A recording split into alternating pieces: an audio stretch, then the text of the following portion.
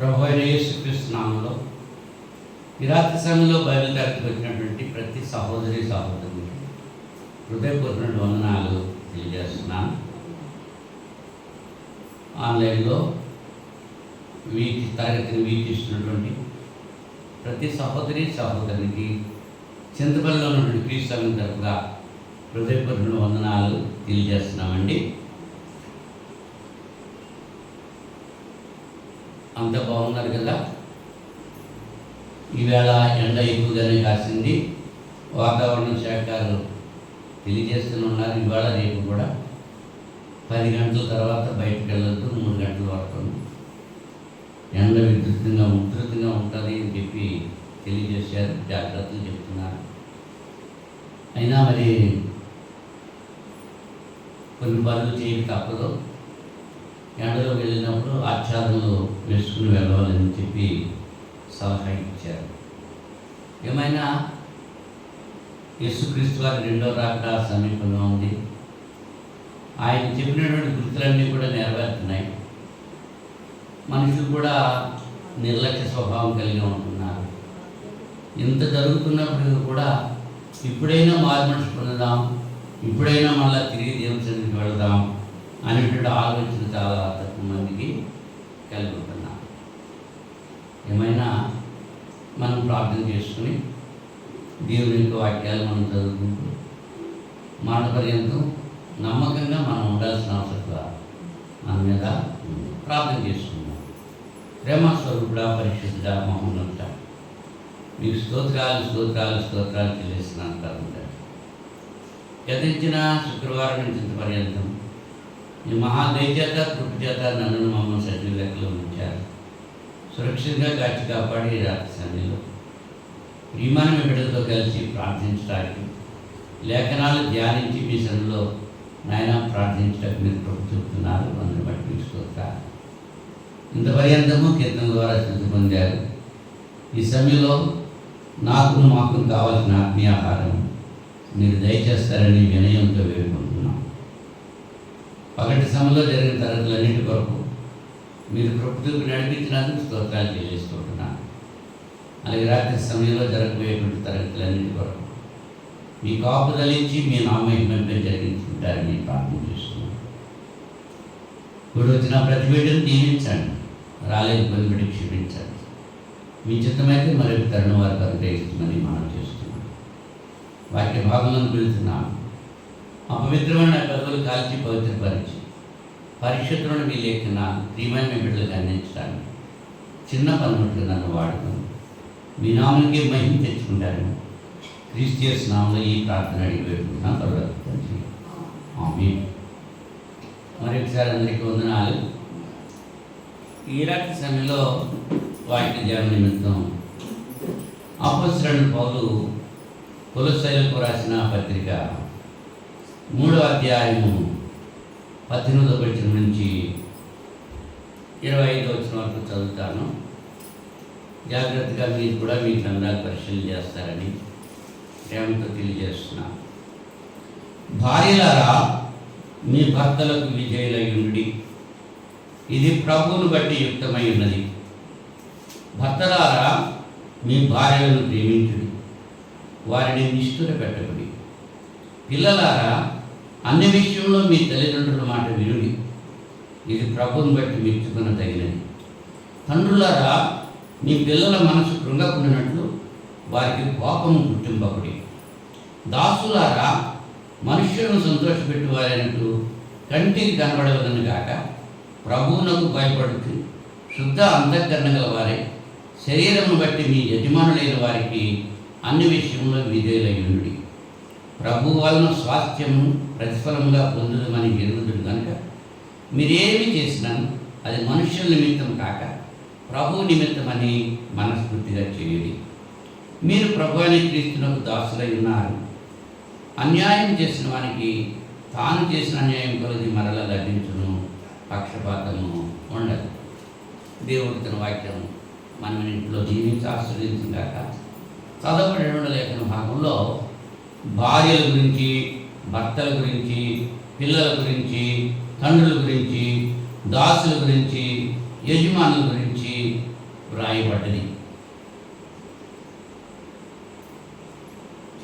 మనం భక్తి చేస్తున్నామంటే బోధ దేని గురించి వినాలి అనేటువంటి ఆలోచన కలిగి ఉంటారు.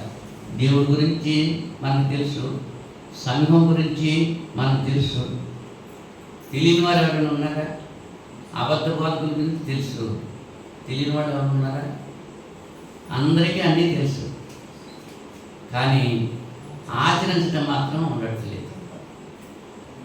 ఇక్కడ పౌలు గారు కొలస్సీ సంఘంతో మాట్లాడుతూ ఒక కుటుంబం ఎలా ఉండాలో అనేటువంటి విషయాన్ని తెలియజేస్తున్నాడు. ఒక 5 అంతస్తులు 6 అంతస్తులు మేడ ఉందనుకోండి. ఆ మేడలో ప్రవేశించడానికి ఏముండాలి? ఒక గుమ్మం ఉండాలి. ఆ తలుపుకి గుమ్మం తలుపు ఉంటుంది. ఆ తలుపుకి ఏం వేస్తారు? తాళం వేస్తారు. తాళం ఇంటికి ఏముండాలి? తాళం చేయి ఉండాలి. ఇప్పుడు 5 అంతస్తులు 6 అంతస్తులు మేడ పెద్దదా? దాన్ని ఓపెన్ చేయడానికి తీసేటువంటి తాళం చేయి పెద్దదా? తాళం చేయి ఎంత ఉన్నది? చిన్నది. అంత చిన్న తాళం చేతితో అంత పెద్ద మేడనే భద్రంగా ఉంచుతుంది. దాన్ని ఉపయోగించడానికి అవకాశం ఉంటుంది. ఏం చేయాలన్నా దీంట్లో ఉంది. ఆ చిన్న తాళం చేయ పడిపోయిందనుకో, అంత పెద్ద మేడలోకి వెళ్తాం ఉంటుందా? ఉండదు. చేత ఇప్పుడు సంఘం తయారవుతుంది, సంఘం ఏర్పడ్డది. దేని వల్ల ఏర్పడుతుంది? కొన్ని కుటుంబాల కలయిక వల్ల ఏర్పడుతుంది. కుటుంబాలు సక్రమంగా ఉంటే సంఘం సక్రంగా ఉంటుంది. సంఘం సక్రంగా ఉంటే గ్రామం సక్రంగా ఉంటుంది. గ్రామం సక్రంగా ఉంటే మన మండలం ఉంటే మన జిల్లా బాగుంటే రాష్ట్రం దేశం బాగుంటే ప్రపంచం. అంటే మొత్తం ప్రపంచం అంతా అలా ఉండాలంటే కీ పాయింట్ ఎక్కడుంది? కుటుంబంలో ఎవరుంటారు? తల్లి, తండ్రి, బిడ్డలు ఉంటారు. దేవుడు అసలు మొట్టమొదటి ఎవరు సృష్టించాడు? మగాడిని సృష్టించాడా? ఆడదాన్ని సృష్టించాడు? భర్తనే, మగాడినే సృష్టించాడు. మగాడిని సృష్టించాడు. ఆ మగాడికి సాటి అయినటువంటి సహవాసిగా ఉండడానికి స్త్రీని సృష్టించాడు. అంతే కదా దేవునికి సంకల్పం. మరి ఇక్కడ భార్యలారా మీ భర్తలకు విధేయులై ఉండుడి, ఇది ప్రభువుని బట్టి యుక్తమైనది. ముందుగా ఎవరికి చెప్పాలి? అసలు ముందు యజమాని చెప్పాలి. ముందు చేసింది ఎవరిని? యజమానే చేశాడు కాబట్టి యజమానికే చెప్పాలి. యజమానికి చెప్పడం అనేది ఎవరు చెప్తున్నారు? భార్యలారా మీ భర్తలకు విధేయులై ఉండుడి. విధేయులై ఉండుడి అంటే ఎలా ఉండలేదు? వీళ్ళు విధేయులుగా ఉండలేదు అన్నమాట. అవిధేయులుగా ఉంటున్నారు కాబట్టి విధేయులుగా ఉండమని చెప్తున్నారు. సంఘము అనేటువంటి వరుడు ఉన్నాడు. ఆ వరుడైనటువంటి క్రీస్తుకు సంఘము వధువ, భార్య. క్రీస్తుకు భార్య సంఘము. క్రీస్తు తన భార్య సంఘాన్ని ప్రేమించాడు. అప్పుడు సంఘము అనేటువంటి భార్య క్రీస్తుకు విధేయత కలిగి ఉండాలి. విధేయత కలిగి ఉండట్లేదు. ఉన్నదా? సంఘము అనే శరీరము క్రీస్తుకి విధేయత కలిగి ఉంటుందా? క్రీస్తుకు లోబడి ఉంటుందా? అసలు భర్తకే లోబడి ఉండని స్త్రీ దేవునికి ఎలా లోబడుతుంది? దేవునికి లోబడి ఉంటే భర్తకు లోబడతారు. దేవునికే లోబడతలేదు. అంచేత దేవుడు చెబుతున్నాడు ఏమని? ఇర్మియా గ్రంథం 9వ అధ్యాయం 20వ వచనంలో, ఇర్మియా గ్రంథం 9వ అధ్యాయం 20వ వచనంలో, స్త్రీలారా యెహోవా మాట వినుడి, మీరు చెవియొగ్గి ఆయన నోటి మాట ఆలకించుడి. మీ కుమార్తెలకు రోదనము చేయ నేర్పుడి. ఒకరికొకరు అంగలార్పు విద్య నేర్పుడి. స్త్రీలారా యెహోవా మాట వినుడి. పురుషులారా అన్నాడా, స్త్రీలారా అన్నాడా? అంటే వింటలేదన్నమాట. దేవుడే మాట వింటలేదు. అందుకని దేవుడే మాట్లాడుతున్నాడు. స్త్రీలారా యెహోవా మాట వినుడి. మీరు చెవి యొగ్గి ఆయన నోటి మాట ఆలకించు. మీ కుమార్తెలకు రోదనము చేయ నేర్పుడి. స్త్రీలు ఏం చేయాలి? కుమార్తెలకు నేర్పాలి. ఏం నేర్పాలి? రోధించడం నేర్పాలి. దేవుని సన్నిధిలో ప్రార్థించడం నేర్పాలి. ఇవాళ తల్లులైనటువంటి వారు కుమార్తెలకు ఏం నేర్పుతున్నారు? సోకులు నేర్పుతున్నారు, వేషాలు నేర్పుతున్నారు, ఫ్యాషన్లు నేర్పుతున్నారు. అవునా కాదా? దేవుని యొక్క భయం భక్తి నేర్పుతున్నారా? నువ్వు బైబిల్ చదువుకో, ప్రార్థన చేసుకో. నువ్వు చదువుకుంటా ఉంటే నీ పిల్లలు చదువుకుంటూ ఉంటారు కదా. మరి అది మీ కుమార్తెలకు రోదనము చేయ నేర్పుడి అంటారు. దేవతల్లో ప్రార్థించడం నేర్పాలి. తల్లులు కుమార్తెలకు నేర్పించాల్సిన బాధ్యత తల్లుల మీద. స్త్రీలారా, స్త్రీలే దేవుని మాట వింటలేదు, మరి స్త్రీల యొక్క బిడ్డలు ఎలా దేవుని మాట వింటారు? దేవుని మాట వినమని చెప్పాల్సింది ఎవరో? తల్లులు చెప్పాలి. అంచేత ఆయన ఏమన్నాడు? భార్యలారా మీ భర్తలకు లోబడి ఉండండి అన్నాడు. యెషయా గ్రంథం 49వ అధ్యాయంలో, యెషయా గ్రంథం 49వ అధ్యాయం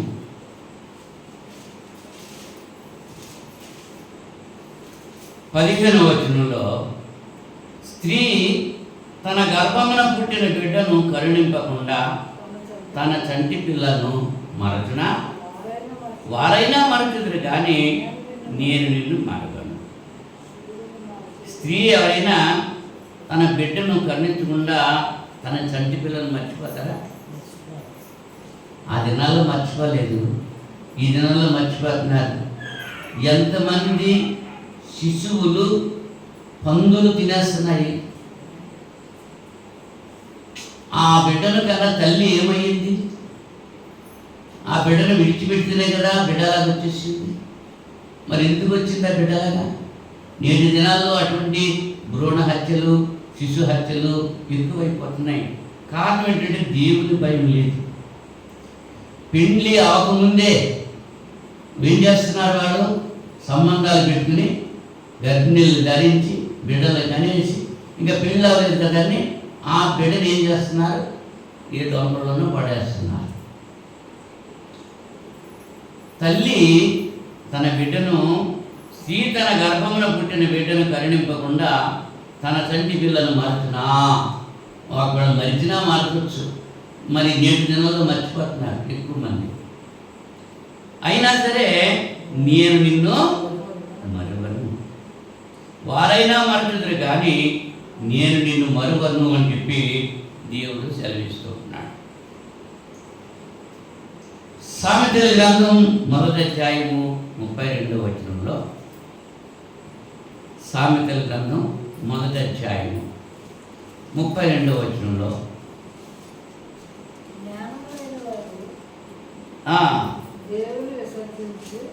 జ్ఞానము లేని వారు దేవుని విసర్జించి నాశనమగుదురు, బుద్ధిహీనులు క్షేమము కలిగినదని మైమరచి నిర్మూలమగుదురు.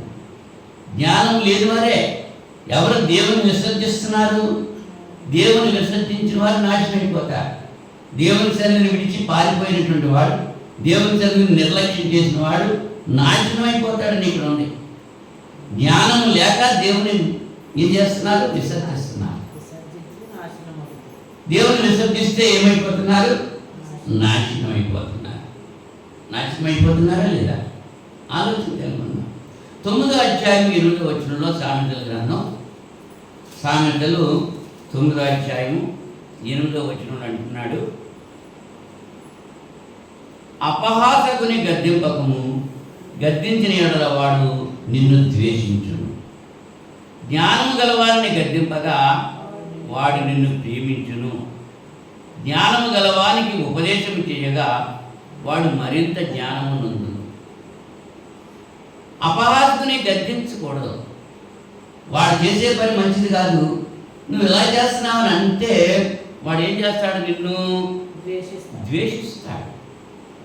నువ్వంటే ఇష్టం ఉండదు వాడికి. ఇంకేది వాడికి చెడ్డ పనులే ఇష్టం. దేవునికి ఇష్టమైన పనులు చేయడు వాడు.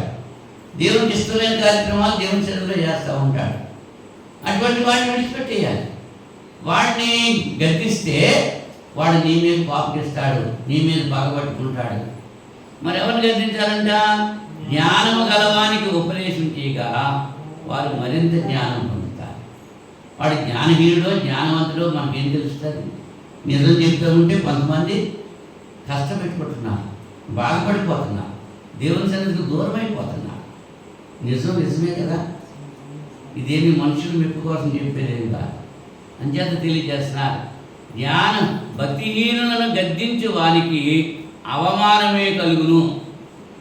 భక్తిహీనుల్ని వాడు భక్తిహీనుడే, ఇంకా వాడు మారడు, ఇంకా వాడి పని మారడు, వాడి మాట మారదు, వాడి జీవితం మారదు. వాడిని ఎంత గద్దించినా ప్రయోజనం లేదు. పైపెచ్చు భక్తిహీనులను గద్దించి వానికి ఏం మిగులుతుంది? అవమానమే కలుగుతుంది. కనుక దేవుని యొక్క లేఖనాలు మనం ఆలోచన చేస్తే దేవుని యొక్క సన్నిధిలో చెప్పినటువంటి ప్రతి మాట పుటము వేయబడినది, ప్రతి మాట విలువైనది, ప్రతి మాట లక్ష్య పెట్టాల్సింది అనేటువంటి విషయం మనం గుర్తించాలి. కొరింథీ మొదటి పత్రిక 11వ అధ్యాయం 3వ వచనంలో, కొరింథీ మొదటి పత్రిక 11వ అధ్యాయం 3వ వచనంలో, ప్రతి పురుషునికి శిరస్సు క్రీస్తనియు, స్త్రీకి శిరస్సు పురుషుడనియు, క్రీస్తునకు శిరస్సు దేవుడనియు మీరు తెలుసుకొనవలనని కోరుతున్నాను. జ్ఞానం గలవాడు అర్థం చేసుకుంటాడు ఈ మాటలు. జ్ఞానం లేనివాడికి ఈ మాటలు చెప్తే కోపగించుకుంటూ ఉంటాడు, పగబడుతూ ఉంటాడు. ఏమిటంటే ప్రతి పురుషునికి శిరస్సు క్రీస్తు, స్త్రీకి శిరస్సు పురుషుడు, క్రీస్తునకు శిరస్సు దేవుడు. అది మీరు తెలుసుకోవాలి. అని తెలుసుకోలేదు కాబట్టి తన భర్తకు లోబడి ఉండట్లేదు భార్య. నా శిరస్సు నా భర్త అనేటువంటి ఆలోచన భార్యలో ఉండట్లేదు. శిరస్సు చెప్పినట్టు శరీరం వినాలి, అలాగే భర్త చెప్పినట్టు భార్య వినాలి, క్రీస్తు చెప్పినట్లే సంఘం వినాలి. ఈ జ్ఞానం అందరిలోనూ లేదు. ఈ జ్ఞానహీనులకి జ్ఞానం చెప్తుంటే పగపడుతున్నారు అనేటువంటి విషయం మనం గుర్తించాలి. ప్రతి పురుషునికి శిరస్సు క్రీస్తు, క్రీస్తుకి శిరస్సు దేవుడు, స్త్రీకి శిరస్సు పురుషుడు. ఈ సత్యం. అంచేత భార్యలారా మీ భర్తలకు లోబడి ఉండండి. పరిశుద్ధ గ్రంథం చెబుతుంది. ఎఫెసీ పత్రిక 5వ అధ్యాయం, ఎఫెసీ పత్రిక 5వ అధ్యాయం 22వ వచనంలో, ఎఫెసీ పత్రిక 5వ అధ్యాయం 22వ వచనంలో, స్త్రీలారా ప్రభువునకు వలె మీ సొంత పురుషులకు లోబడి ఉండుడి. క్రీస్తు సంఘమునకు శిరస్సు ఉన్నలాగున పురుషుడు భార్యకు శిరస్సు ఉన్నాడు. క్రీస్తే శరీరమునకు రక్షకుడై ఉన్నాడు. సంఘము క్రీస్తునకు లోబడినట్టుగా భార్యలు కూడా ప్రతి విషయంలోనూ తమ పురుషులకు లోబడవాలి. ప్రతి విషయంలో కూడా భర్తలకు లోబడి భార్యలు ఉండాలి. ప్రతి విషయంలో కూడా సంఘము క్రీస్తుకు లోబడి ఉండాలి అనేటువంటి విషయాన్ని ఇక్కడ తెలియజేస్తూ ఉంటున్నారు. అయితే స్త్రీలు తమ భర్తల పట్ల ఎలా ప్రవర్తించాలి? స్త్రీలు తమ బిడ్డల పట్ల ఎలా ప్రవర్తించాలి? స్త్రీలు సంఘంలో ఎలా ప్రవర్తించాలి అనేటువంటి విషయాలు ఈ రాత్రి సమయంలో ఈ 3 విషయాలు మనం ఆలోచించేటట్టు ప్రయత్నం చేద్దాం. మొట్టమొదటిగా భర్తల పట్ల భార్యలు ఎలా ప్రవర్తించాలి అంటే లోబడి ఉండాలి, విధేయులై ఉండాలి, భయము కలిగి ఉండాలి, మాదిరికరంగా ఉండాలి. బాహ్య అలంకరణ కాకుండా అంతరంగ స్వభావము దేవుని దృష్టికి అనుకూలంగా ఉంటుంది. వాక్యం చదువుకుందాం. పేతురు మొదటి పత్రిక, పేతురు భక్తకోటికి రాసిన మొదటి పత్రిక 3వ అధ్యాయం మొదటి 6 వచనాల్లో, అటువలే స్త్రీలారా మీరు మీ స్వపురుషులకు లోబడి ఉండి, అందువలన వారిలో ఎవరైనాను వాక్యములకు అవిధేయులైతే వారు భయంతో కూడిన మీ పవిత్ర ప్రవర్తన చూసి వాక్యము లేకుండానే తమ భార్యల నడవడి వలన రాబట్టబడవచ్చు. వారు భయంతో కూడిన మీ ప్రవర్తన అంటే ఎలా ఉండాలంటే భర్తల పట్ల భయము కలిగి ఉండాలి. భయం ఉందా? భర్తలే జడిసిపోతున్నారు భార్యలకి, కానీ భార్యలు జరగట్లేదు నేటి దినాల్లో. ఆవిడ ఏం చేసేస్తుందో, ఏమనేస్తుందో, ఏం తిట్టేస్తుందో అనేటువంటి భయంతో ఉడికిపోతూ ఉన్నారు చాలామంది భర్తలు ఈ దినాల్లో. కానీ లేఖనం ఏం చెప్తుంది? భర్తలకు భయపడాలి భార్యలు. ఏమా నేను చెప్పే మాట కాదు, లేఖనం చెప్తుంది. లేఖనం ప్రకారంగా మనం ఆలోచన చేసుకోవాలి. లేఖనం ఏం తెలుస్తుందో, స్త్రీలారా మీరు మీ స్వపురుషులకు లోబడి ఉండి. స్వపురుషులకు లోబడి ఉండాలి. స్వపురుషుడు అంటే ఎవరో? నీకు తాళి కట్టినటువంటి భర్త. తాళి అన్నది మన రాష్ట్రంలోనే ఉంది, ఇతర రాష్ట్రాల్లో తాళి అన్నది మన భారతదేశంలో మిగిలిన రాష్ట్రాల్లో లేదు. కొన్ని రాష్ట్రాల్లో ఉంది, కొన్ని రాష్ట్రాల్లో లేదు. నీ భర్త మాట నువ్వు వినాలి, నీ భర్తకు లోబడి ఉండాలి. స్వపురుషుడు అంటే భర్త, తండ్రి కూడా పరపురుషుడే. ఇవాళ కొంతమంది భర్తల మాట వినరు కానీ సేవకుల మాట వింటారు, భర్తల మాట వినరు కానీ తండ్రుల మాట వింటారు, భర్తల మాట వినరు కానీ తమ్ముళ్ళ మాట అన్నగారుల మాట వింటూ ఉంటారు. మా ఆయనకి ఏం తెలుసులే, నువ్వు చెప్పు తమ్ముడు. మా ఆయనకి ఏం తెలుసులే, నువ్వు చెప్పరా అన్నయ్య, ఏం చేద్దాం అని భర్తలను పక్కన పెట్టేసి స్వపురుషులకు లోబడకుండా అనేకులు ఉంటున్నారు. అందుచేత పరిశుద్ధాత్మ అంటున్నాడు, స్త్రీలారా మీరు మీ స్వపురుషులకు లోబడి ఉండండి. లోబడి ఉండాలి, విధేయత కలిగి ఉండాలి. భయముతో కూడిన మీ ప్రవర్తన చూసి వాక్యం లేకుండానే వాళ్ళ ప్రభు దగ్గరికి వచ్చేటువంటి అవకాశం ఉంటుంది. వాక్యం చెప్పక్కర్లేదు, నీ ప్రవర్తన బట్టి నా భార్య ఇలాగ జీవిస్తుంది, భక్తిలో ఉంది, దేవుడంటే భయం కలిగి ఉంది అని నీ భర్త కూడా ప్రభు దగ్గరికి రావడానికి అవకాశం. ఇప్పుడు వెంకమ్మ భక్తిగా ఉంది కాబట్టి చింతలు కూడా వస్తున్నాడు. మరి చింతలు మరి వెంకమ్మ అలా లేదనుకో, చింతలు రమ్మంటే వస్తుందా? ఏ భార్య భర్తకు విధేయత కలిగి ఉంటుందో, లోబడి ఉంటుందో, ఆ భర్త భార్య వెంట ప్రభు దగ్గరికి రావాలి. ఇవాళ రావట్లేదంటే కారణం ఏంటంటే భార్యలో లోపం ఉందన్నమాట, భర్తలకు విధేయత చూపట్లేదన్నమాట. అనేక అర్థం ఎక్కడ వస్తుంది? విధేయతను ఉండాలి, భయం కలిగి ఉండాలి, మాదిరికరంగా ఉండాలి. ఇంకా అలంకారం గురించి తెలియజేస్తూ, జడలు అల్లుకొనుటయు, బంగారు నగలు పెట్టుకుంటాయి, వస్త్రములు ధరించుకున్నటయు అని వెలపటి అలంకారము మీకు అలంకారం ఉండగా, సాధు అయినట్టు మృదువైనట్టునైన గుణము అను అక్షయ అలంకారం కదా మీ హృదయపు అంతరంగ స్వభావము మీకు అలంకారముగా ఉండవలను. అది దేవుని దృష్టికి మీకులా విలువ కలదు.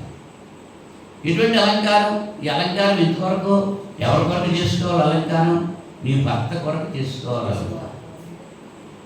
అలంకారం అంటే డెకరేట్ చేసుకుంటున్నాడ, మేకప్ వేసుకుంటాం, బ్యూటీ పార్లర్కి వెళ్ళి వచ్చేది అలంకరణ.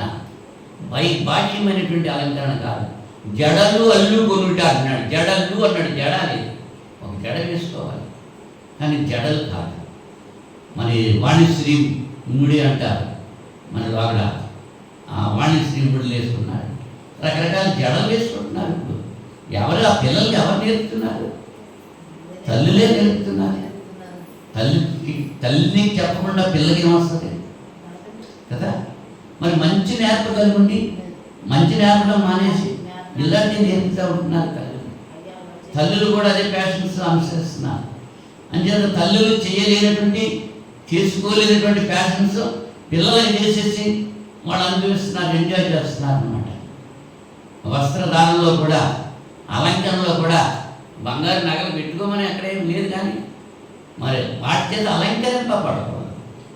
మరి ఉంగరం పెట్టింది భార్య, సూత్రం కట్టాడు భర్త, అది అలంకారంగా ఉంది, గుర్తుగా ఉంది. అంతేగాని ఇంకో ఉంగరం పెట్టుకుంటాం, ఇంకో సూత్రం పెట్టుకుంటాం, చెవులకి లింపు పెట్టుకుంటే చాలు. కానీ ఇక్కడే పెట్టుకుంటారు, ఇక్కడ పెట్టుకుంటారు, ఇక్కడ పెట్టుకుంటారు. ఇవన్నీ ఏంటన్నమాట? అలంకరణ. అన్యులు చేస్తారు అట్లాగా, క్రైస్తవులు అలా చేయకూడదు. ఇవాళ అన్యుల కంటే క్రైస్తవులు ఎక్కువ చేస్తున్నారు. ముగ్గురు కుట్టేసుకుంటున్నా, చెవులు 4-5 గుర్రెలు చేసుకుంటున్నారు, ఇక్కడ చెంప శరాలంటే ఇలా పెట్టుకుంటున్నారు, మళ్ళీ నెత్తి మీద ఇలా పాల్పడండి. ఇవన్నీ అలంకారం, గంగిరెద్దుకి అలంకరించినట్లుగా అలంకరణ చేస్తాం. వడ్డాణం నడువుకి, మళ్ళీ ఇక్కడ గొలుసులు, ఇవన్నీ అలంకారాలు. వస్త్రధారణ కూడా చిరిగిపోయింది, జాకెట్ ఇక్కడ చిరిగిపోతుంది కదా. ఇది విశ్వాసులకు తరదు. లోకంలో వేశ్యలకు, లోకంలో అన్యులకు సంబంధించింది తప్పని విశ్వాసులకు సంబంధించింది కాదు, భక్తి గలకు స్త్రీకి సంబంధించింది కాదు. అంచేతే చెప్తున్నాడు, జడలు అల్లుకునేటయు, బంగారు నగలు పెట్టుకునేటయు, వస్త్రములు ధరించుకునేటయు అను వెలుపటి అలంకారం. వస్త్రాలు ధరించుకోవద్దంట లేదు, ఆ ధరించుకునేటువంటి వస్త్రాలని డెకరేట్గా చేసుకోకూడదు. కొంతమంది పిక్కల వరకు కడతా ఉంటారు, పిక్క షెడ్యూల్, అవునా, కొరసు బట్టలు వేసుకుంటూ ఉంటారు. అయ్యే ఇష్టం చూసేవాళ్ళకి. మరి క్రైస్తవులకు కూడా అంతేనా? అది ఉండకూడదు. అన్యులు అలా ఉంటున్నారు, క్రైస్తవులు అలాగా ఉండకూడదు. ఏమని? క్రైస్తవులు అటువంటి వేషధారణ తీయటానికి కొరసు బట్టలు వేసేసుకుని తిరుగుతూ ఉంటారు. మగవాళ్ళేమో ఫుల్ బట్టలు వేసుకుంటూ ఉంటారు, ఆడలేమో సగం శరీరం కనపడేలాగా. మరి అది వాక్యానుసారమైంది కాదు అనేటువంటి విషయాన్ని తెలియజేస్తున్నాను. మరి ఏది మీకు అలంకారంగా ఉండాలని అంటే, గుణము సాధు అయినట్టు మృదు అయినట్టునైనా గుణము అను అక్షయ అలంకారం గల మీ హృదయపు అంతరంగ స్వభావం మీకు అలంకారంగా ఉండవలను. అది దేవుని దృష్టికి మిగిలా విలువగలది.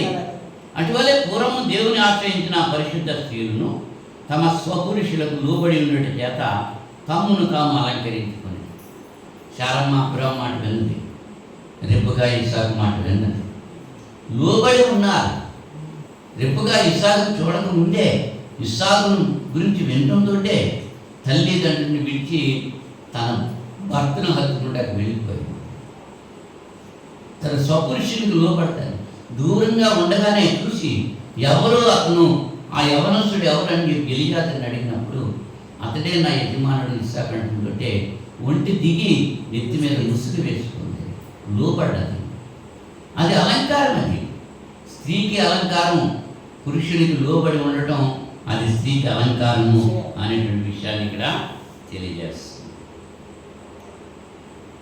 లోబడకపోతే ఏం జరుగుతుంది అనేటువంటి విషయాన్ని కూడా మనం ఆలోచన చేస్తే, ఎస్తేరు గ్రంథం 1వ అధ్యాయము 20వ వచనంలో రాజైనటువంటి అహష్వరషు 127 సంస్థానాలకి అధిపతి అయినటువంటి అహష్వరషు ఒకానొక దినాన్ని తన సర్దారులందరికీ కూడా విందు చేసినటువంటి సందర్భంలో మరి తన రాణి అయినటువంటి వస్తీకి కబురు చేశాడు. ఎవరి చేత? నపుంసకుల చేత కబురు చేశాడు. ఎస్తేరు గ్రంథం 1వ అధ్యాయము 20వ వచనంలో ఈ మాట మనం చూడగలుగుతున్నాం. ఎస్తేరు గ్రంథం 1వ అధ్యాయం రాజుగారు విందు చేసినప్పుడు రాణి గారికి వర్తమానం పంపించాడు, షండులు పంపించాడు, నపుంసకులు పంపించాడు. నీవు రాణి వస్త్రాలు ధరించి, కిరీటం ధరించి, రాణి వస్త్రాలు ధరించాలి, రాణి కిరీటం ధరించాలి. ఆ ధరించి నువ్వు అంతఃపురంలో ఇక్కడికే రావాలి, సభలోకి రావాలని చెప్పి కబురు చేశాను. అప్పుడు ఆవిడ గారు ఏం చేసింది? రావటాకే ఇష్టపడలేదు. రాణి అయిన వస్తి నపుంసకుల చేత ఇవ్వబడిన రాజాజ్ఞ ప్రకారం వచ్చుటకు ఒప్పకపోగా 12వ వచనంలో రాజు మిగిల కోపించెను, అతని కోపము రగులుకొని. భర్తకు లోబడి భార్య ఉండాలి. భార్యలారా మీ భర్తలకు లోబడి ఉండండి. ఇక్కడ వస్తే తన భర్తకు లోబడలేదు, తన భర్త చెప్పినటువంటి ఆజ్ఞకు లోబడలేదు. అందుచేత ఏమైంది? ఆమె నిషేధించబడింది, రాణి పదవి నుంచి తీసేశారంటే. కారణం ఏంటి? అక్కడ ఉన్నటువంటి ఆ అధికారులంతా కూడా, ఆ సభలో ఉన్న వారంతా కూడా రాజుగారితో మాట చెప్పారు. ఏమని? రాజు చేయ నిర్ణయం విస్తారమైన తమ రాజ్యం అన్నంతటా ప్రకటించేయడం, గనురాలు కానీ అల్పురాలు కానీ స్త్రీలందరూ తమ పురుషులను సన్మానించుదని చెప్పాడు. ఇంకత వీడు రాణి పలికినట్లు ఈ దినమందు రాజు యొక్క అధిపతులందరితో కూడా పలుకుతారంటున్నాడు. ఎలాగని? ఎలాగా? 16వ వచనంలో రాణి అయిన వస్తి రాజు ఎడల మాత్రము కాదు, రాజైన అహశ్వరోషు యొక్క సకల సంస్థానంలో నుండి అధిపతులందరి ఎడలను జనులందరి ఎడలను నేరస్తురాలయ్యాను.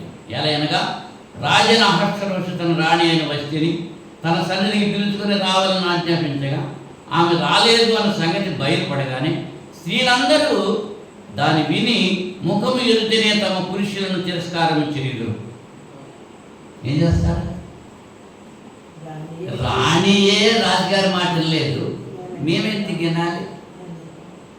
ఇవాళ కూడా అటువంటి పరిస్థితి వచ్చింది. ఇవాళ ఇళ్ల స్థలాలు ఎవరి పేర్లు ఇస్తున్నారు? ఆడవాళ్ళ పేర్లు. బ్యాంకు లోన్లు ఎవరి పేర్లు ఇస్తున్నారు? మగవాళ్ళు తీసి పక్కన చేశారండి కదా.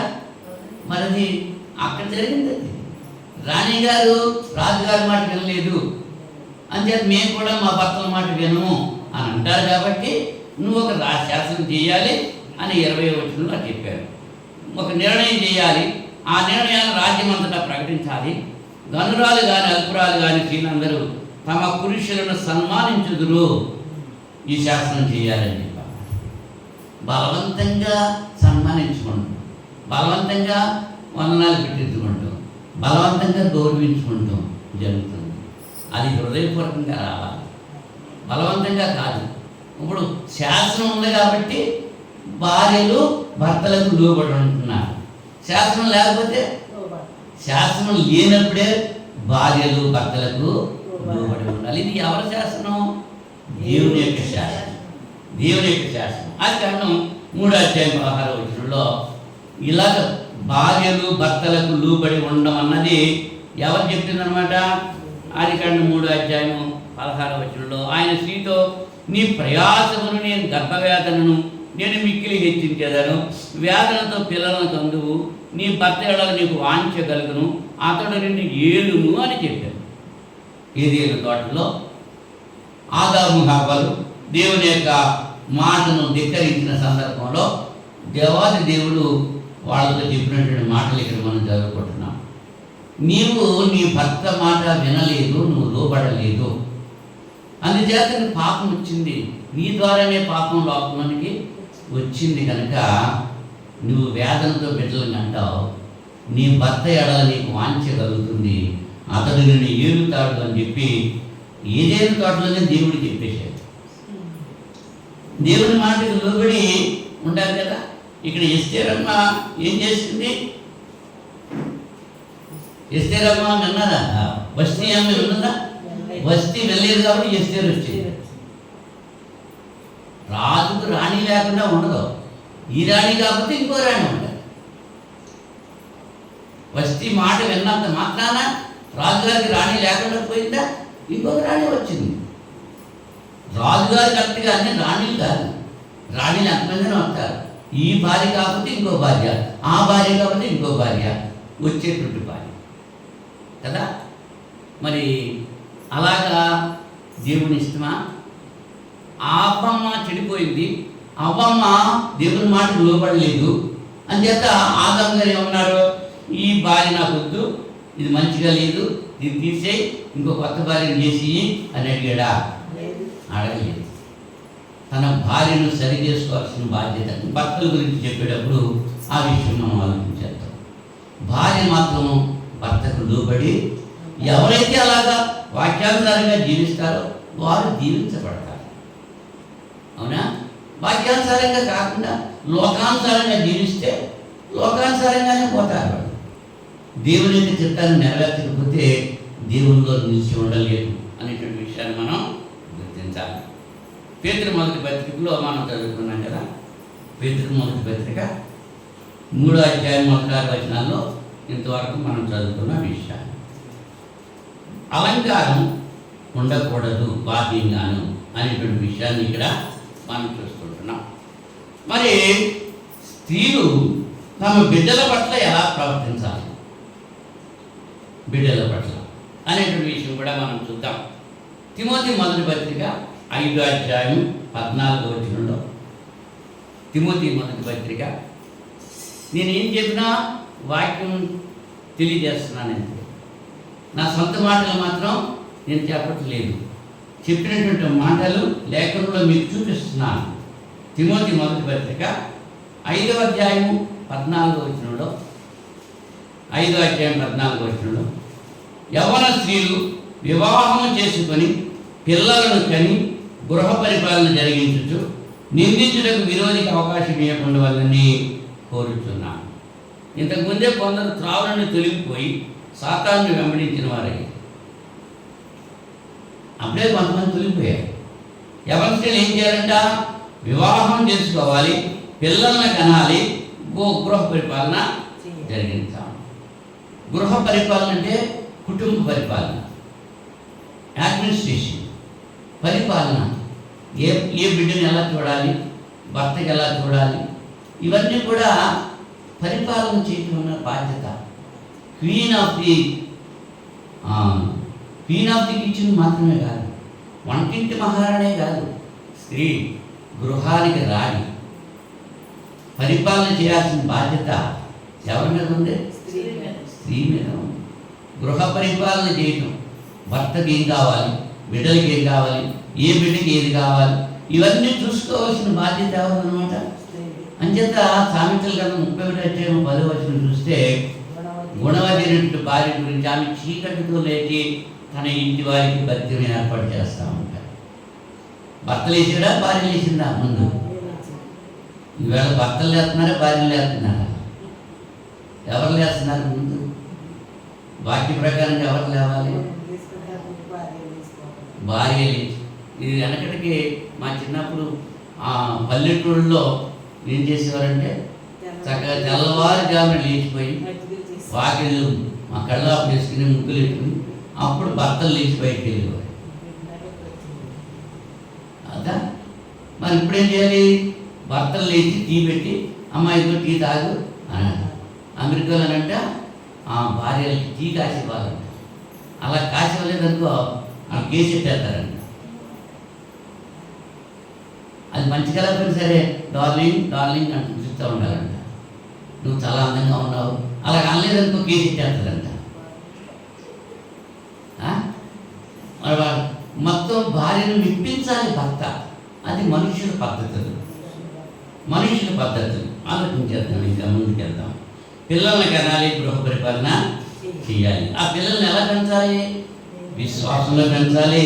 తిమోతి 2వ పత్రిక 1వ అధ్యాయము, తిమోతి 2వ పత్రిక 1వ అధ్యాయము 3వ వచనం చూస్తే, నా ప్రార్థనల యందు ఎడతెగక నిన్ను జ్ఞాపకం చేసుకొనొచ్చు, నీ కన్నీళ్లను తలుచుకొని నాకు సంపూర్ణ ఆనందం కలుగుటకై నిన్ను చూడవలనని వేయింబగులు అపేక్షించు, నీ యందున్న నిష్కపటమైన విశ్వాసమును జ్ఞాపకం చేసుకొని నా పితురాచార ప్రకారం నిర్మలమైన మనసాక్షితో నేను సేవించుతున్న దేవుని ఎడల కృతజ్ఞుడనై ఉన్నాను. ఆ విశ్వాసము మొదట నీ అవ్వ అయిన లూయిలోను నీ తల్లి అయిన యునీకేలోను వసించెను. అది నీయందు సహా వసించున్నదని నేను రూఢిగా నమ్ముతున్నానని పౌలు గారు తిమోతి గారితో చెబుతున్నారు. తిమోతి అంత విశ్వాసి అవడానికి, తిమోతి అంత మరి పౌలుతో సహపనివాడు అవడానికి దానికి కారణం ఎవరన్నమాట? తల్లి అయినటువంటి యూనీకే, అవ్వ అయినటువంటి లూయ. మొట్టమొదటి లూయ అవ్వ, తర్వాత తల్లి యూనీకే. వీళ్ళిద్దరి యొక్క విశ్వాసమే తిమోతిని అలాగా నిలబెట్టింది. మరి మన పిల్లల్ని ఎలా పెంచుతున్నారు? అమ్మలు ఎలా పెంచుతున్నారు? అమ్మమ్మలు ఎలా పెంచుతున్నారు? తిమోతిని అమ్మమ్మ అలాగ పెంచారు, విశ్వాసంలో పెంచారు. తర్వాత మాదిరి చూపాలి. తల్లులు బిడ్డలకు మాదిరి చూపాలి. యెహెజ్కేలు గ్రంథం 16వ అధ్యాయం, యెహెజ్కేలు గ్రంథం 16వ అధ్యాయం 44వ వచనంలో ఒక సామెత చెప్తున్నాడు. సామెతలు చెప్పేవారు తల్లి ఎట్టిదో బిడ్డయు అట్టిదే అని నిన్ను గుర్తించారు. తల్లి ఏం చేస్తే మనం కూడా ఆవు వెళ్ళి చీలో మేస్తుంటే దూడెళ్ళి గట్టి మీద మేస్తారా అంటారు. అది సామెత ఉందా? అంటే తల్లి వెంబడిస్తుంది పిల్ల తల్లిని వెంబడిస్తారు. అంచేత తల్లులారా మీ కుమార్తెలకు రోదన నేర్పండి అన్నాడు యెషయా గ్రంథంలో. ఇర్మియా గ్రంథంలో అంటున్నాడు రోధించడం నేర్పమన్నాడు. నీ బిడ్డలకు రోధించడం నేర్పమన్నాడు. ఇర్మియా గ్రంథం మొట్టమొదటి మనం చదువుకున్నాం. అవునా? ఏం చేయాలన్నమాట? పిల్లల్ని కనాలి, గృహ పరిపాలన చేయాలి, విశ్వాసంలో పెంచాలి, మాదిరి చూపాలి, తర్వాత పిల్లలకు పాలిచ్చి పెంచాలి. ఇవాళ మోడర్న్ లేడీస్, మోడర్న్ మదర్స్ పాలు ఇవ్వటానికి ఇష్టపడతలేదు, అందం పాడైపోతుందండి. తర్వాత పాలు ఇవ్వడానికి తీరుబడి లేదు, ఉద్యోగాలు చేసుకుంటున్నారు. భర్త ఉద్యోగమే, భార్య ఉద్యోగమే, ఇంట్లో ఎవరు ఉండరు. ఆ పిల్లల్ని తీసుకెళ్ళి ఎక్కడ పడేస్తారు? చైల్డ్ హోమ్లో పడేస్తారు, చిల్డ్రన్ హోమ్లో. అక్కడ వాళ్ళకి పెట్టేటువంటి పాలు సీసా పాలు ఇస్తూ ఉంటారు. తల్లిపాలు ఇస్తున్నారా? ఒకవేళ తల్లిపాలు ఇవ్వాలంటారు, వాళ్ళ ఆఫీసుకి వెళ్ళిపోతారు, లేకపోతే ఉద్యోగాలకు వెళ్ళిపోతున్నారు, ఎక్కడికో వెళ్ళిపోతున్నారు. మరి వచ్చే వరకు ఆ పాలు ఎలాగ ఉంటాయి? అందుచేత ఏం చేస్తున్నారు? ఈ డబ్బా పాలే ఫీడ్ చేస్తున్నారు. కాబట్టి జరుగుతుంది, ఈ దినాల్లో జరుగుతున్నటువంటి పరిస్థితి. తల్లిని అలవాటు చేయడం మానేయాలి, తల్లిని దూరంగా పరచాలి. అంచేత బిడ్డకు పోతపాలు పట్టించేస్తున్నారు. పోతపాలు ఎక్కడి నుంచి వస్తున్నాయి? పశువుల నుంచి వస్తున్నాయి. ఆవుల నుంచో, మేకల నుంచో, గొర్రెల నుంచో వస్తున్నాయి. అవి తల్లిపాలు తాగితే తల్లి మనసు వస్తుంది, మరి గొర్రెపాలు తాగితే గొర్రె మనసే వస్తుంది, బర్రెపాలు తాగితే బర్రె మనసే వస్తుంది. అంచేత కొమ్ములెట్టుకుని గుడిసేస్తున్నారు. అవునా? ఏ పాలు తాగుతున్నారు వాళ్ళు? పశువుల పాలు తాగి పశువుల లక్షణాలు వచ్చేస్తున్నాయి అనేటువంటి విషయాన్ని మనం గమనించాలి. పాలిచ్చి పెంచిన తల్లులు ఎవరున్నారో? యేసు ప్రభు వారిని మరియమ్మ పాలిచ్చి పెంచిందా? శారమ్మ ఇస్సాకును పాలిచ్చి పెంచింది. ఎదుబెతు మోషేని పాలిచ్చి పెంచింది. హన్న సమూయేలును పాలిచ్చి పెంచింది. బైబిల్లో ఉన్నటువంటి స్త్రీల గురించి రెఫరెన్స్ కూడా చెప్పమని చెప్తారు. యేసుప్రభు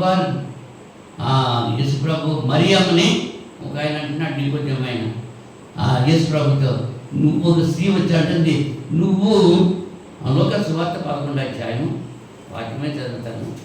లోకాసు వార్త 11వ అధ్యాయం 27వ వచనంలో, లోకాసు వార్త 11వ అధ్యాయం 27వ వచనంలో ఆయన ఈ మాటలు చెప్పుతుండగా ఆ సమూహంలో ఉన్న యొక్క స్త్రీ ఆయనను చూచి, నిన్ను మోసిన గర్భమును నీవు కుడిచిన స్థనములను ధన్యములైనవని కేకలు వేసి చెప్పగా, అవును కానీ దేవుని వాక్యం విని దానిని గైకుని వారు మరీ ధన్యులు అని చెప్పారు. నీవు కుడిచిన స్థనాలు ధన్యము అని చెప్పంటాను ఒక. కానీ దేవుని యొక్క వాక్యము విన్నవారు ఇంకా ధన్యులు అని చెప్పి యేసు ప్రభు వారు చెప్పారు. ఎలా పెంచాలి పిల్లల్ని? తల్లులు బిడ్డల పట్ల పిల్లల్ని కానీ గృహ పరిపాలన చేయాలి, విశ్వాసంలో పెంచాలి, మాదిరి చూపించాలి, పాలించి పెంచాలి, పక్షపాతం లేకుండా పెంచాలి. బిడ్డల్ని తల్లుల యొక్క బాధ్యత తెలియజేస్తున్నాడు పరిశుద్ధాత్మ. ఒకడంటే ఒకలాగా ఒకడంటే ఒకలాగా చేయకూడదు. అలాగన ఆదికాండం 27వ అధ్యాయంలో ఇస్సాకు ఏశావును ప్రేమించాడు, రెబెకా యాకోబుని ప్రేమించింది. పక్షపాతం చూపించారు. అమ్మా అందరూ చర్చ వింటున్నారా అని ఆలోచన కలుగుతున్నాం. ఒకసారి తల్లులైనటువంటి వారు బిడ్డల పట్ల వారి యొక్క బాధ్యత, ప్రతి బిడ్డను ఏకరీతిగా చూడాలి. ఒకరికి ఎక్కువ ఇచ్చి ఒకరు తక్కువ ఇవ్వకూడదు. అలా చేశారు ఇస్సాకు రెబెకాలు. అంచేత ఒక రెండు జనాంగాల మధ్య, అన్నదమ్ముల మధ్య విభేదాలు వచ్చేస్తుంది కదా. యాకోబు రంగురంగుల చొక్కా యోసేపుకు అక్కడికే తెయించాడు. ఆ చొక్కాని బట్టి మిగిలినటువంటి అన్నలకి కోపం వచ్చేసింది, ఆడి మీద గొడవలు వచ్చేసినాయా, పక్షపాతం ఉండొచ్చా? వాళ్ళు అలా ఉన్నారు కాబట్టి అలా జరిగింది, మనం అలా ఉండకూడదు అనేటువంటి విషయాన్ని గుర్తించుకోవాలి. లోకస్తుల వలె మరి ఆ స్త్రీ తన బిడ్డల్ని ఎలా పెంచాలో అనేటువంటి విషయం మనం ఇంతవరకు ఆలోచన చేస్తాం. భార్యగా భర్త పట్ల ఎలా ఉండాలి, తల్లిగా బిడ్డల పట్ల ఎలా ఉండాలి అనేటువంటి విషయాలు ఆలోచన చేస్తాం. ఈ సమయంలో సంఘములో స్త్రీ ఎలా ఉండాలి అనేటువంటి విషయం లేఖనాలు మనం పరిశీలన చేద్దాం. తిమోతి మొదటి పత్రిక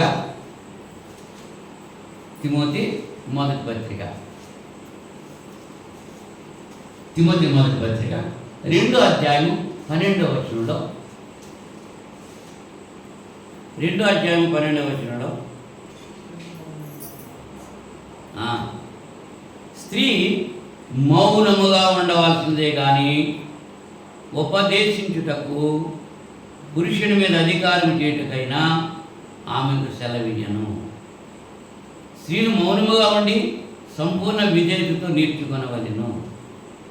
సంఘంలో స్త్రీ ఎలా ఉండాలో పరిశుద్ధాత్ముడు తెలియజేస్తున్నాడు. స్త్రీ మౌనంగానే ఉండాలి, మౌనంగా ఉండాలి, మాట్లాడకూడదు. కొంతమంది రణగుణం పని చేసేస్తూ ఉంటారు, వాగేస్తూ ఉంటారు, వాక్యం చెబుతూ ఉంటే ఎదురు చెప్పేస్తూ ఉంటారు. సంఘ కార్యక్రమాల్లో అమ్మా మౌనంగా ఉండమంటే నిద్రమని కాదు, స్త్రీలు సంఘంలో మౌనంగా ఉండాలంటే నిద్రమన కాదు. అన్నీ వివేచిస్తూ ఉండాలి, మాట్లాడకూడదు. స్త్రీ మౌనముగా ఉండవలసినే కానీ ఉపదేశించకూడదు, పురుషుని మీద అధికారము చేయకూడదు. మొదట ఆదాము తరువాత హవ్వయు నిర్మింపబడి కాదు. మరి ఆదాము మోసపరచబడలేదు కానీ స్త్రీ మోసపరచబడి అపరాధంలో పడింది. అంచేత సంఘంలో స్త్రీ ఎలా ఉండాలంటే మౌనంగా ఉండాలి. తర్వాత కొరింథీ మొదటి పత్రిక 14వ అధ్యాయము 34వ వచనంలో, కొరింథీ మొదటి పత్రిక 14వ అధ్యాయము 34వ వచనంలో స్త్రీలు సంఘంలో మౌనముగా ఉండవలెను. అమ్మా మరియా తీసేవా 34వ వచనం చూడు. 1 కొరింథీ 14వ అధ్యాయము 34వ వచనం ఏంటది? స్త్రీలు సంఘములలో మౌనముగా ఉండవలెను, వారు లోబడి ఉండవలసిందే కానీ మాటలాడుటకు వారికి సెలవే. ఇలాగూ ధర్మశాస్త్రంలో చెబుతున్నది, వారు ఏమైనా నేర్చుకున్న గురిని ఎడల ఇంట తమ భర్తలను అడగవలెను. సంఘములో స్త్రీ మాట్లాడుట అవమానము. సంఘంలో స్త్రీ మాట్లాడటం అవమానం అంట. ఎవరికి అవమానం? దేవునికి అవమానం. ఇవాళ సంఘంలో స్త్రీలే పెత్తనాలు, స్త్రీలే మాట్లాడుతూ ఉంటారు, స్టేజీలు ఎక్కేస్తున్నారు, టీవీలో చెప్తున్నారు. నేటి దినాల్లో జరుగుతున్నటువంటి సంఘటన. కానీ పరిశుద్ధాత్ముడు చెప్తున్నాడు, సంఘములో స్త్రీ మాట్లాడుట అవమానము అని చెప్పారు. లోబడి ఉండాలి, మాట్లాడకూడదు, లోకస్తులోనే ఉండకూడదు. లోకంలో స్త్రీలు ఎలా ఉన్నారు? ఇంటింటికి వెళ్ళి ప్రార్థన చేస్తున్నారు, సంఘంలో మాట్లాడుతున్నారు, సంఘంలో ఆ టీవీ స్క్రీన్ల మీద వాక్యాలు చెప్పేస్తున్నారు. మరి లోకంలో ఇవన్నీ చెప్తున్నారు కదమ్మా, లోకస్తులు చేస్తున్నారు కదా, మనం ఎందుకు చేయకూడదు? పరిశుద్ధ గ్రంథం ఎందుకు చెప్పట్లేదు? పరిశుద్ధ గ్రంథంలో పర్టికులర్గా చెప్పాడు, స్త్రీ సంఘంలో మాట్లాడట అవమానం అన్నాడు కదా. మన మాట తప్ప? అది రైటా? మనుషులు చేసేది రైటా? లోకంలో స్త్రీలు మాట్లాడుతూ ఉంటున్నారు, అవునా? లోకస్తులే మనం ఉండాలా? అపోస్తల కార్యాలు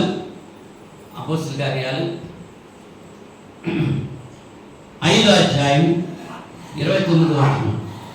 అపోస్తల కార్యాలు 5వ అధ్యాయం, అపోస్తల కార్యాలు 5వ అధ్యాయం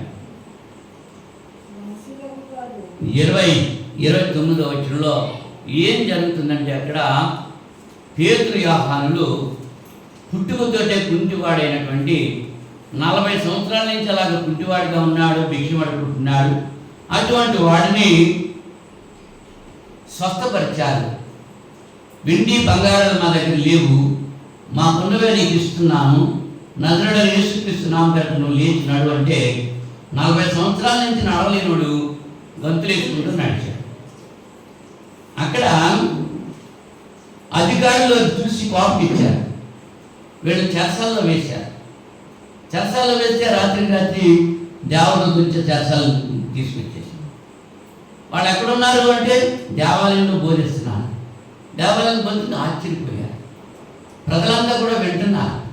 ఆ జనసందోహంలో వాళ్ళని తీసుకొస్తే ప్రజలు తిరుగుబాటు చేస్తారని వాళ్ళని నెమ్మదిగా తీసుకొచ్చి ఏం చెప్తున్నారంటే, వాళ్ళతోటి ఏం చెప్తున్నారమ్మా? 5వ అధ్యాయము 29వ వచనంలో, వారిని తీసుకొచ్చి సభలో నిలబెట్టగా, 27వ వచనం నుంచి, ప్రధాన యాజకుడు వారిని చూసి, మీరు ఈ నామమును బట్టి బోధింపకూడదని మేము మీకు ఖండితంగా ఆజ్ఞాపించలేదా? ఇదిగో మీరు యెరూషలేము మీ బోతో నింపి ఈ మనిషిని హత్య మా మీదకి తేవాలని ఉద్దేశించున్నారని చెప్పారు. అందుకు పేతురు అపొస్తలులు ఏమంటున్నారు? మనుషులకు కాదు దేవునికే మేము లోబడి ఉన్నాం కదా. మీరు రాళ్ళను వేలాడ వేసిన సంహరించిన యేసును మన పితరుల దేవుడు లేపెను. ఇశ్రాయేలులకు మారుమనసు పాపక్షమాపణ దయచేయుటకై దేవుడు ఆయన అధిపతిగాను రక్షకునిగాను తన దక్షిణాస్తం బలం చేత హెచ్చించెను అన్నాడు. మేము దేవుడు తనకు విధేయులైన వారికి అనుగ్రహించిన పరిశుద్ధాత్మ ఈ సంగతులకు సాక్షి. మేము మీ మాట వినాలా? దేవుని మాట వినాలా? లోకం జరుగుతున్నట్టు మనం చేయాలా? దేవుడు చెప్పినట్టు మనం చేయాలా? పేతురు అపొస్తలులు ఏమన్నారు వాళ్ళతోటి? మేము మీ మాట వినట కంటే దేవుని మాట వినుట మంచిది కదా అన్న. రోమపత్రిక 12వ అధ్యాయము 2వ వచనంలో, రోమపత్రిక 12వ అధ్యాయం 2వ వచనంలో, రోమపత్రిక 12వ అధ్యాయం, మీరు ఈ లోక మర్యాదను అనుసరింపక ఉత్తమమును అనుకూలమును సంపూర్ణమైన దేవుని చిత్త మీద పరీక్షించి తెలుసుకున్నట్లు మీ మనస్సు మారి నూతన ఒకటి వలన రూపాంతరం పొందండి. ఈ లోక మర్యాదను అనుసరించకూడదు. ఈ లోకంలో ఏం చేస్తున్నారు? స్త్రీలు వాక్యం చెబుతున్నారు, స్త్రీలు టీవీలో మాట్లాడుతున్నారు. ఈ లోక మర్యాద అది. మీరు ఈ లోక మర్యాదను అనుసరించకూడదు. వాక్యంలో చెప్పారా? స్త్రీలు సంఘములో మౌనంగా ఉండాలని వాక్యం చెప్పింది. లోకం ఏం చేస్తుంది? స్త్రీలను స్టేజీల మీద ఎక్కించి మాట్లాడి చేసుకుంటున్నారు. కొరింథీ 2వ పత్రిక 6వ అధ్యాయంలో, కొరింథీ 2వ పత్రిక 6వ అధ్యాయం 14-15 వచనాల్లో, మీరు అవిశ్వాసులతో జోడిగా ఉండకుడి, నీతికి దుర్నీతితో ఏమి సాంగత్యము, వెలుగునకు చీకటితో ఏమి పొత్తు, క్రీస్తునకు బిలియాలతో ఏమి సంబంధం, అవిశ్వాసతో విశ్వాసకి పాలెక్క, దేవుని ఆలయంలో విగ్రహంతో ఏమి పొత్తు. అవిశ్వాసులు అలా ఉన్నారు, అలా చేస్తున్నారు. మీరు విశ్వాసులు అయితే వాళ్ళతో పొత్తు పెట్టుకుని ఉండకూడదు. వాళ్ళు చేసినట్టు మీరు చేయకూడదు. లోకమంతా అలా చేస్తున్నారు కదా. అమ్మగాళ్ళే మాట్లాడేస్తున్నారు, ముసుగులు కూడా వేసుకోకుండా ఏం చేస్తున్నారు? వాళ్ళు మాట్లాడేస్తున్నారు, టీవీలో బోధించేస్తున్నారు. వాళ్ళ పిల్లలు కూడా ఎలా ఉంటున్నారు? వాళ్ళ వేషధారణ ఎలా ఉంటుంది? టీవీలో వర్తమానాలు చెప్పేటువంటి సేవకులు ఎలాగ డెఫినెట్ అయ్యి వస్తున్నారు, బ్యూటీ పార్లర్కి వెళ్ళి వస్తున్నారు. వారి పిల్లలు ఎలా తింటున్నారు? వాళ్ళ పిల్లలు అలాగే ఉండదా లేండి, మన పిల్లలు ఎలా ఉంటుందా అని చెప్పి వీళ్ళు కూడా నేర్చుకుంటున్నారు. కానీ లేఖనం ఏం చెప్తుంది? అవిశ్వాసతో పొత్తేవికి, ఈ లోకంతో పొత్తేవికి. నువ్వు దేవుల్లో ఉంటే వాక్య ప్రకారంగా ఉండు, వాక్యం చెప్పేటువంటి ప్రకారంగా జీవించు, అంతేగాని మనుషుల పద్ధతులు కాదు. అదే కొలసీ పత్రిక 2వ అధ్యాయంలో, కొలసీ పత్రిక 2వ అధ్యాయంలో 16వ వచనం నుంచి మనం చూస్తే,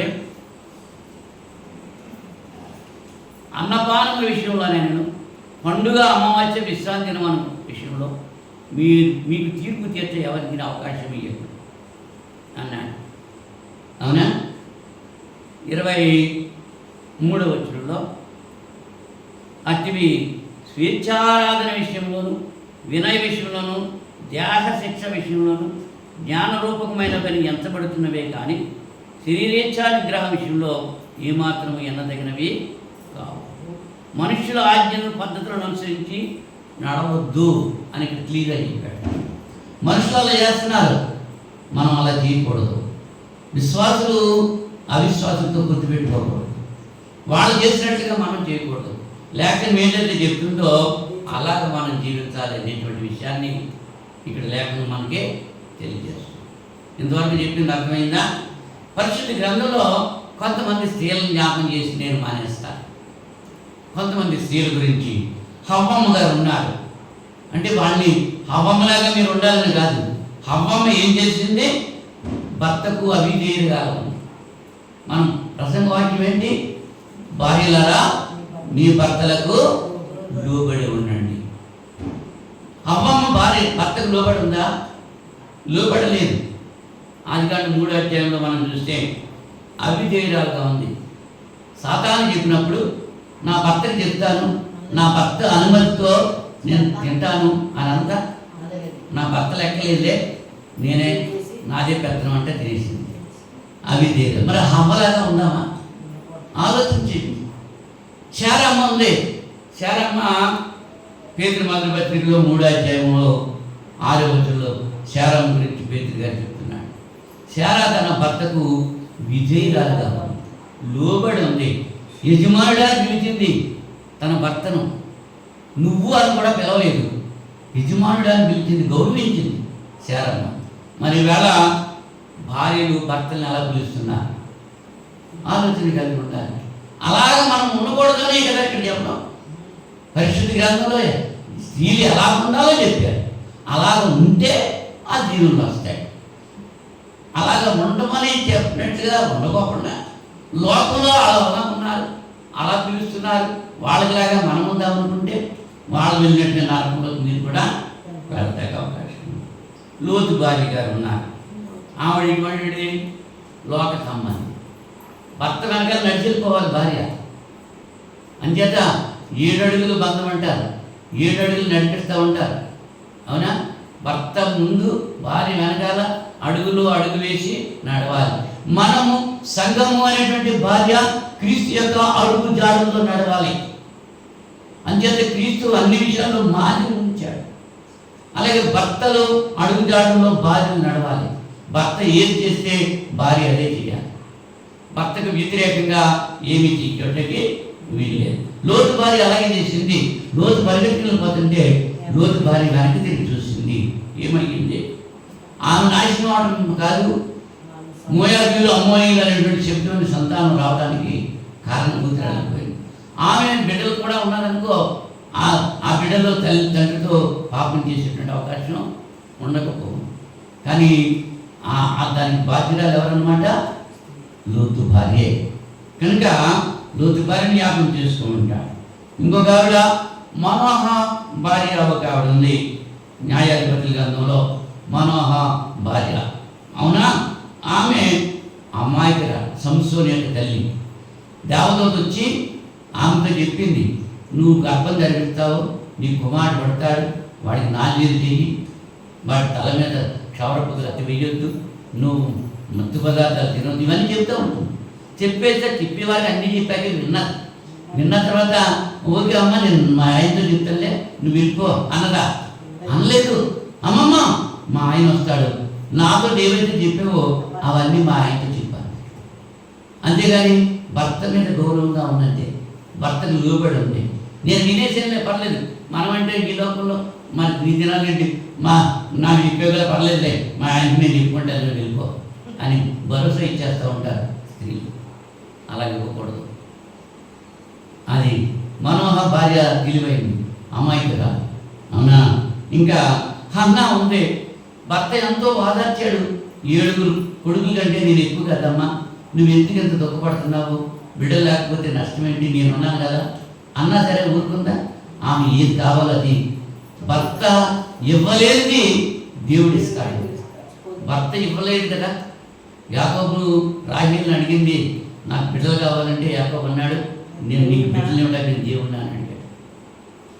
అంచేత ఎవరు ఇవ్వగలరో అక్కడికే అడిగింది హన్నా. దేవుని సన్నిధికి వెళ్ళి మొరపెట్టుకుంది, ప్రార్థనా పరురాలు, ప్రార్థన చేసింది. అంత మాత్రమే కాదు, మాట నిలబెట్టుకున్నదే. నువ్వు నాకు కుమారుని ఇస్తే ఆ కుమారుడు నీకే ఇచ్చేస్తాను. ఇవాళ మాట ఇచ్చేస్తున్నారు. 2 ఆడపిల్లల తర్వాత ఒక మగ పిల్లవాడు పుడితే మేము బాప్తిసం పొందేస్తాం, సంఘంలో వచ్చేస్తాం. అసలు ఆ పుట్టిన పిల్లవాడిని ఇప్పుడు దేవాలయంలోకి తీసుకురాలి. ఆడొచ్చి ప్రార్థనలోకి రాడు. మాట ఇచ్చింది ఏంటి, నెరవేరిందా ఆలోచించండి ఒకసారి. హన్నా ప్రార్థన పరురాలు ఆమె. మన తర్వాత అబీగయిల్ అని ఒక ఆమె ఉండి, నాబాలుని మొరటోడు, అతని యొక్క భార్య. దావీదు ఈ మొరటోడు అన్న మాటలను బట్టి వాడిని చంపేటానికి యుద్ధానికి వస్తుంటే తన భర్త ప్రాణాలు కాపాడుకుంటానికి ఆ దావీదు రాజుకు ఎదురుగా కానుకలు పంపించింది. జ్ఞానం గల స్త్రీ అబీగయిల్. ఆమె యోగ్యురాలు అని పిలువబడ్డది. భర్తకు ప్రమాదం కాకుండా ఆమె ఆదుకున్నది, అవునా? ఇక అబీగయిల్. తర్వాత మీకాలు అనేటువంటి ఒక ఆయన, దావీదు గారి భార్య. ఈమె సమయాలు 2 సమయాలు 6 అధ్యాయంలో ఈ ఉదాంత మనం చూస్తాం. దేవుని మందసం ఫిలిష్తీయుల చేత పట్టబడ్డ సందర్భంలో అక్కడి నుంచి విడిపించి తీసుకొచ్చేస్తూ మందసాన్ని తీసుకొచ్చేటువంటి సంతోషంతో దావీదు నాట్యం ఆడితే మేడ మీద నుంచి కిటికీలను చూసి మీకాలు హీనపరిచింది. ఒక తక్కువ జాతి కులస్తుడు, ఒక నీచమైనటువంటి మానవుడు డ్యాన్స్ చేసినట్లుగా డ్యాన్స్ చేస్తున్నాడు నా భర్త అని చెప్పి కించపరిచింది మీకాలు. తన భర్త ఎందుకు అలా నాట్యమాడాడో అర్థం చేసుకోలేదు. దేవుని ఎదుట మరి అంతకంటే సంతోషకరమైనది ఏముంది? దేవుని మందసం శత్రువుల దగ్గర నుంచి తీసుకొచ్చారు, అది సంతోషకరమైనటువంటి సంఘటన. అంచేత నాట్యమాడాడు. అది తప్పుగా అర్థం చేసుకుంది మీకాలు, హీనపరిచింది తన భర్తను. అంచేత గుడ్రాలుగానే ఉండిపోయింది. మళ్ళీ దావీదు ఆమెతో కాపురం చేసినట్లుగా కనపడలేదు. యెజబెల్ అనేటువంటి ఇంకొక ఆమె ఉంది. ఆమె చాలా గంటకురాలన్నమాట. ఆమె భర్తను చేతకొనలుగా చేసేసింది. నీకేం తెలియదు, కూర్చో నేను చేస్తానంటాను. ఇవాళ యెజబెల్ రాణులు చాలామంది ఉన్నారు సమాజంలో. భర్తలకు ఏం తెలియదు, మా ఆయనకి ఏం తెలియదండి, అన్నీ నేనే చూసుకుంటున్నానండి. ఒక కొత్తగా కట్టబడ్డ గృహానికి ఒక సేవకుడు వెళ్ళి, అమ్మ చాలా బాగా కట్టారమ్మా మీ ఆయన గారు, చాలా బాగా కట్టారు, ఇల్లు చాలా అందంగా ఉంది అని చెప్పు. అంటే మా ఆయనది ఏముందండి, అంతా నేనే చేశాను, మా ఆయనకే జరుగుతుంది అసలు అని చెప్పానండి. ఎవరి దగ్గర? సేవకుడి దగ్గర. తన భర్తకి విలువ లేకుండా తీసేసింది, తనకి విలువ ఉంటుందా? లేదు. భర్తను విలువగా చూసుకుంటేనే భార్యకు విలువ, అంతేగాని భర్తను కించిపరిస్తే. అలాగే సంఘం కూడా క్రీస్తుకు లోబడి ఉండాలి. క్రీస్తు దేవుంది, అదంతా మేము చేసుకున్నాం, మా సామర్థ్యమే అనేటువంటి సంఘాలు కూడా ఉన్నాయి. ఇది మీ సామర్థ్యం కాదు, నా యొక్క కృప అని చెప్పి దేవుడు చెప్తున్నాడు. ఆ మాట మనం అనాలి. నా కృషి చేత కాదు, నీ కృప చేత నేను ఎవరో ఉన్నాను అని కృతజ్ఞత కలిగి ఎవరైతే ఉంటారో వారిని దేవుడు దీవించి ఆశీర్వదిస్తాడు. తర్వాత వస్తి వస్తీ గురించి నాకు చెప్పింది కదా, నిషేధించబడ్డది, భర్త మాటకు లోబడలేదు, అంచేత రాణి భాగం నుంచి తొలగించబడ్డది. యోగు భార్య గురించి ఆలోచన చేస్తే యోగు ఎంత భక్తిపరుడు, తన భార్య అంత మూర్ఖురాలు. ఏమంటుంది? ఇంకా దేవుడు అంటే వింటా, ఎన్ని కష్టాలు వచ్చినా సరే ఒక్క మాట దేవుడిని దూషించి చనిపోవయ్యా, నీ నీ నీ తెగులు నేను చూడలేకపోతున్నాను, నీ బాధ చూడలేకపోతున్నాను. మూర్ఖురాలు మాట్లాడినట్లుగా మాట్లాడుతున్నావేమని అడిగేటట్టు తప్ప మూర్ఖురాలు నువ్వు అని చెప్పి నిర్ణయించాడు. ఇంకొక ఆవిడ హీరోదియా, ఫిలిప్ ఆ హీరోదు రాజు యొక్క ఉంపుడు వ్యక్తి, అంటే హీరోదు తమ్ముడు ఫిలిప్ యొక్క భార్య ఉంచుకున్నాడు. ఆమె ఎంత కఠినరాలంటే బాప్తిస్మం ఇచ్చేటువంటి యోహాను హీరోదును చేసిన తప్పు ఖండించి చెప్పాడు. ఖండించి చెప్తే ఏమవుతుంది? నువ్వు రాజుపై ఉండి నీ తమ్ముడి భార్యను ఉంచుకున్నావు, అది మంచిది కాదు అని చెప్పినందువల్ల, సత్యము ఉన్నది ఉన్నట్టు చెప్పినందువల్ల తీసుకెళ్ళి చెరసాలలో పడేసేసి, రాజుగారు కలిస్తే డబ్బులు కుదురు కాదు కదా, చెరసాలలో వేసేసాడు. అడ్డం వచ్చేవాళ్ళు ఎవరు ఉన్నారు? చెరసాలలో వేటుంటే సరిపెట్టాడు. కానీ హీరోది రాజు, ఈ హీరోదియా ఆయన తల తీసే వరకు ఊరుకోలేదు. అమ్మా తల తీయం చేసింది అంటే సొంత భార్య కంటే ఉంపుడు గట్టి పవర్ ఎక్కువ అనమాట. చూసావా, నన్ను ఇలా అంటాడా? ఆ చీటు పొరపాటు కాదంట, అంటం పొరపాటు వచ్చేసినాడు. తప్పిది సరి చేసుకుంటే మంచిది, కానీ తప్పు చెప్పారు, తప్పు చెప్పినప్పుడు సరి చేసుకోవాలి. సరి చేసుకుంటే మానేసి మరి తప్పు చెప్పిన వాడిని, అందుకనే మూర్ఖుడికి నువ్వు జ్ఞానం, ఆ మూర్ఖుడికి నువ్వు బుద్ధి చెప్పొద్దు, బుద్ధి చెప్తే వాడు నీ మీద కోపకేస్తాడన్నాడు.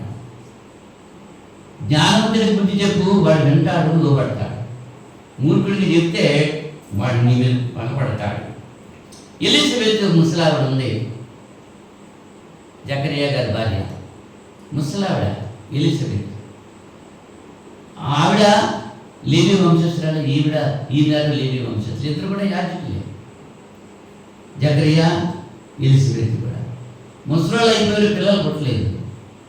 టైం వచ్చింది, తగిన కాలంలో దేవుడు ఇస్తాడు. అగా దేవదూతను పంపించాడు, జకరియాతో మాట్లాడాడు. జకరియా నమ్మలేదు. నీకు కొడుకు పుడతాడయ్యా, యోహానాన్ని పేరు పెడతావని కూడా చెప్పేశాడు. నమ్మలేదు. నమ్మనందువల్ల మూగడైపోయాడు. దేవుని మాటలు తగిన కాలంలో నెరవేరుతాయి, అంతవరకు నువ్వు మూగడవుతావు చెప్పంటే మూగడైపోయాడు. ఎలిజబెత్ అతని భర్తని అనుసరించింది. భర్త చెప్పిన మాటే విన్నది.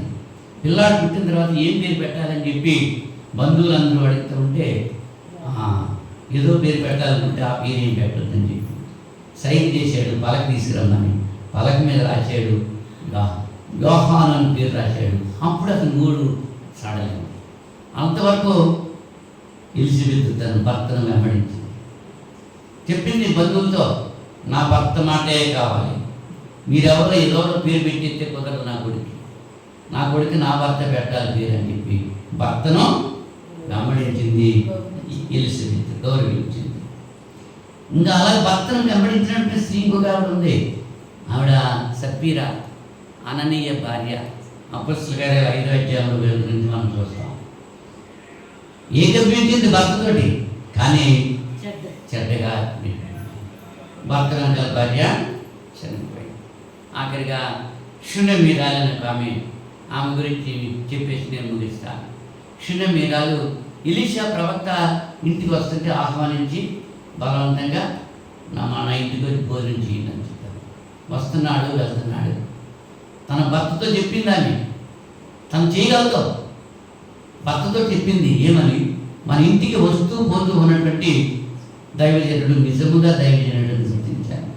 అంచేత అతని వరకు మనం ఇది చేద్దాం, గది కడదాం, మంచం వేద్దాం, పీట పెడదాం, దీపస్తంభం పెడదాం, కావాల్సినటువంటి ఉపచారాలన్నీ కూడా పెడదాం. భర్తగా చెప్పి చేయించింది, భర్త లెక్క లేకుండా చేయించలేదు.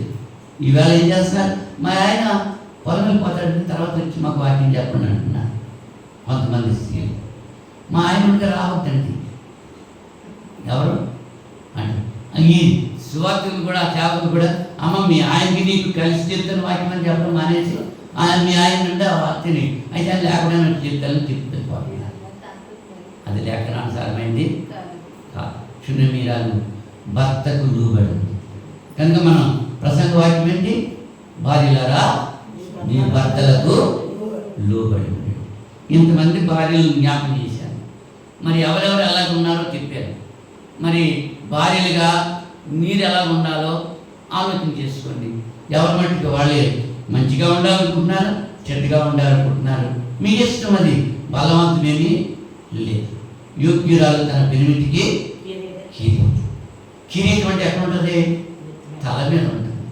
యోగ్యత కలిగి నువ్వు చూపిస్తే నీ భర్త తల మీద కిరీటంగా నువ్వు ఉంటావు. అలాగా సంఘంలో ఉన్నటువంటి స్త్రీలంతా కూడా భర్తలకు కిరీటులుగా ఉండాలనేటువంటి ఆలోచన కలిగి జీవిస్తారని ప్రేమతో తెలియజేస్తూ ముగిస్తున్నాను. ప్రార్థన చేసుకుంటాను. ప్రేమ స్వరూపుడా, పరిశుద్ధ మహోన్నతుడా, స్తోత్రాలు. ఈ రక్త సభలో వ్యక్తపడిన వాక్యం, భార్యలారా మీ భర్తలకు లోబడి ఉండండి. కొలస్సీలకు రాసిన పత్రికలో పౌలు గారు సెలవిచ్చిన మాట జ్ఞాపం చేసుకుంటూ బిడ్డలకు బోధించినటువంటి బోధ వారి హృదయాల్లో బదిలిపరచుకుంటానికి 30 అరుగతులుగా ఫలించడానికి సహాయం చేయమని ప్రార్థన చేస్తున్నాం. మనుషులను ఆశ్రయించకుండా, మనుషుల పద్ధతులను అనుసరించకుండా, లేఖనాల్లో మీరు ఏవైతే వ్రాయించారో వాటిని మాత్రమే అనుసరించి జీవిస్తూ మీ నుంచి దీవించబడే వాక్యం వింటున్న ప్రతి వ్యక్తి మీరు ప్రసాదించమని మనం చేస్తూ ఉంటున్నాం. గతించిన శుక్రవారం నుంచి ఇంతవరకు కాపాడిన రీతి కంటే అధికమైనటువంటి మేలుతో రానైనటువంటి వారు కూడా కాచి కాపాడి మీ చిత్తమైతే మరేపు శుక్రవారం మేమంతా కలిసి మిమ్మల్ని స్తుతించి కనపరించి మీ లేఖనాలు ధ్యానించి మీ శరణలో ప్రార్థించే భాగ్యం మా అందరికీ ప్రసాదిస్తారని ఈ ప్రార్థన మా రక్షకుడు మీ ప్రియకుమారుడు యేసుక్రీస్తు నామములో అడిగి పొందుకుని ఉన్నాము.